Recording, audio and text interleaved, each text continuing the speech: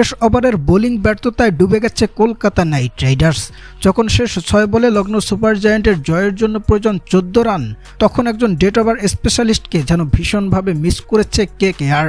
25 কোটি 20 lakh রুপির Cameron green আর বৈভব আরোরা আটকাতে পারেনি লখনৌর শেষ 12 বলের 30 রানের সংগ্রহকে। ফলে অপ্রত্যাশিত হার কলকাতার।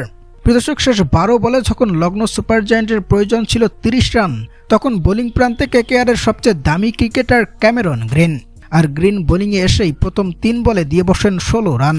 ফলে শেষ 6 বলে প্রতিপক্ষের জয়ের জন্য প্রয়োজন হয়ে দাঁড়ায় মাত্র 14 রান।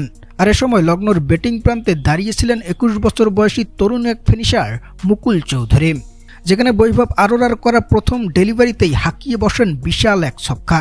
এরপর অবশ্য কিছুটা খেয়ে হারিয়ে বসেন তরুণ এই ব্যাটার। তবে শেষ 2 বলে লখনৌ সুপার জায়ান্টের জয়ের জন্য প্রয়োজন যখন 7 রান, ঠিক তখনই আরও একটা দুর্দান্ত ছক্কা হাঁকিয়ে চলমান আইপিএলে নিজের অর্ধশতকটা তুলে নেন তরুণ এই ব্যাটার। এরপর লখনৌ সুপার জায়ান্টের জয় পেতে 1 বলে যখন 1 রান প্রয়োজন, তখন 1 রান নিয়ে দল জিতিয়েছেন মুকুল চৌধুরী।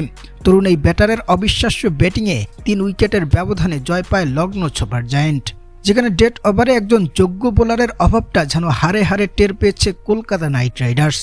শেষ 6 বলে 14 রান আটকাতে মোস্তাফিজের মতো একজন বিশ্বমানের বোলার কতটা কার্যকর হতে পারতেন তা হয়তো ভীষণভাবে ভাবাচ্ছে এখন কলকাতাকে।